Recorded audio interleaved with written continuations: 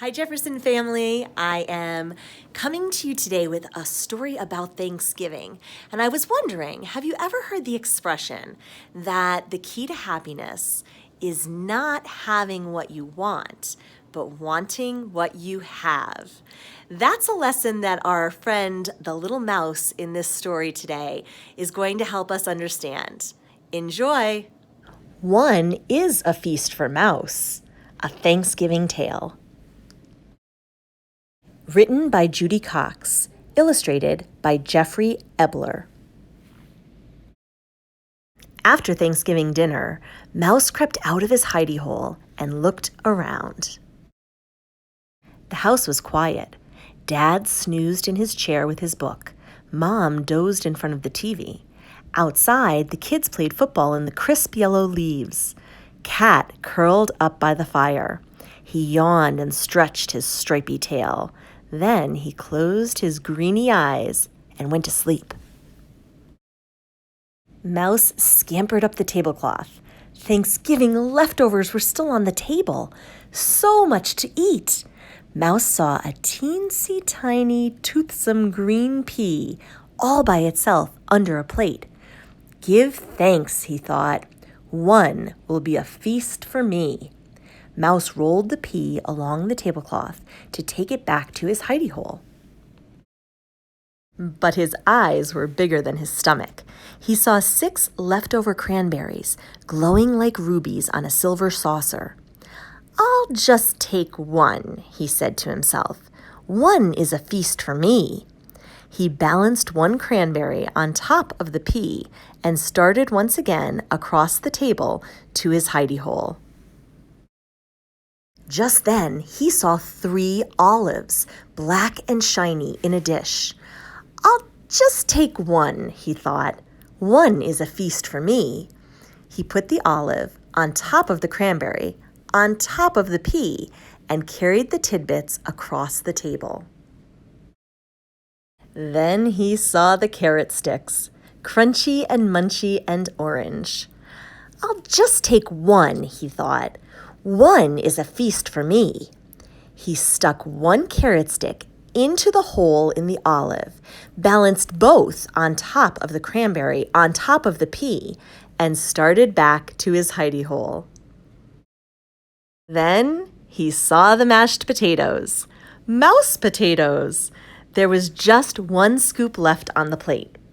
I'll just take the plate, Mouse thought. What a feast I will have!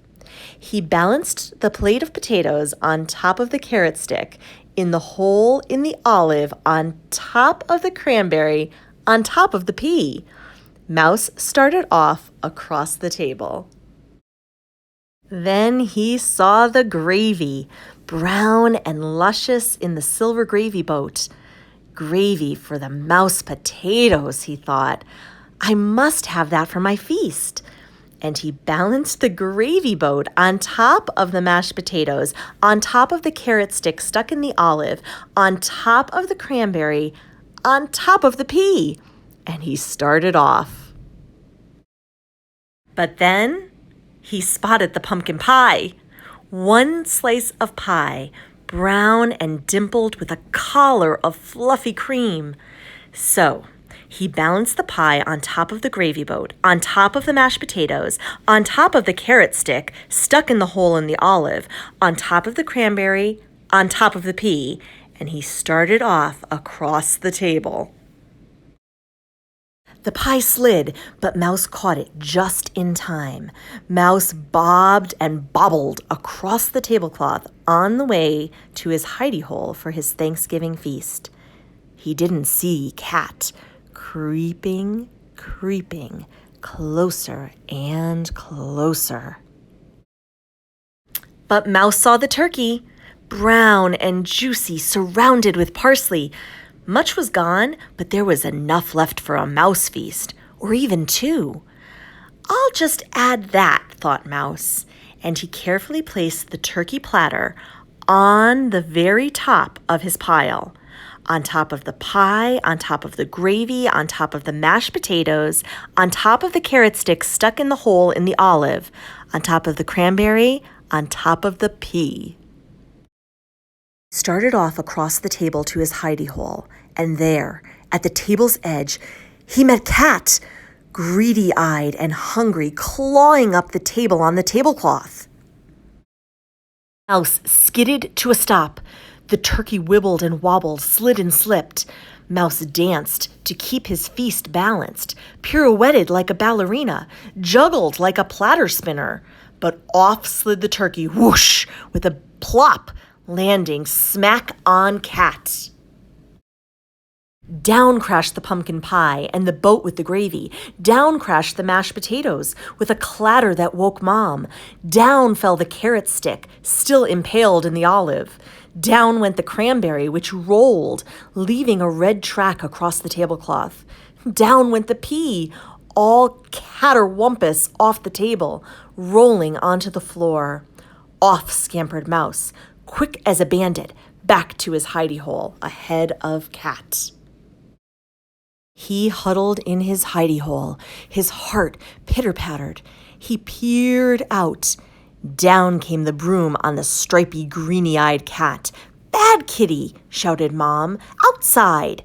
And she swept the cat out the door.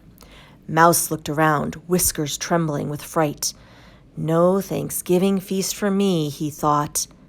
Just then, he spotted, glowing in the corner, one teensy tiny, round and toothsome, green and luscious pea.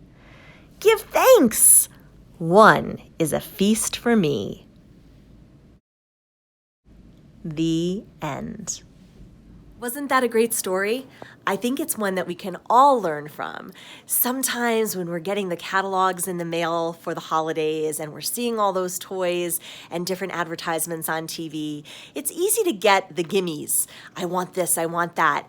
But it's really important to remember how blessed we are in so many ways already, and to be thankful for the little things and the things that make us happy that we already have. I hope that you have a wonderful rest of the day.